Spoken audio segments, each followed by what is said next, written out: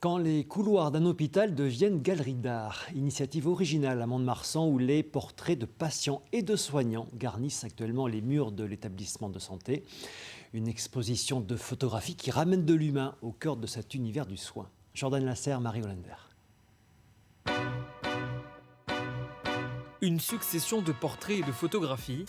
Nous ne sommes pourtant pas dans une galerie d'art, mais bel et bien dans les couloirs de l'hôpital de Mont-de-Marsan. Une initiative qui intrigue et séduit les visiteurs, à l'image de ce patient de 78 ans. L'expo, elle est très bien.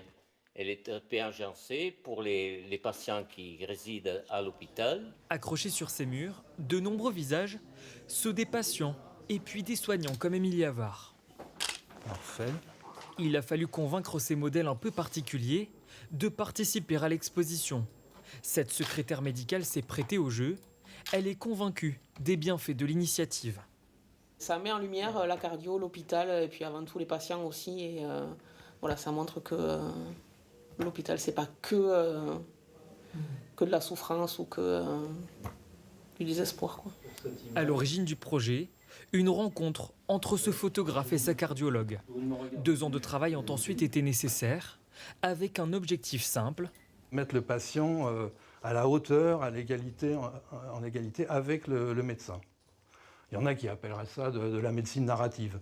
Écouter mieux le patient pour mieux le guérir. Ce sont les patients de cette cardiologue qui ont accepté de poser pour ce projet.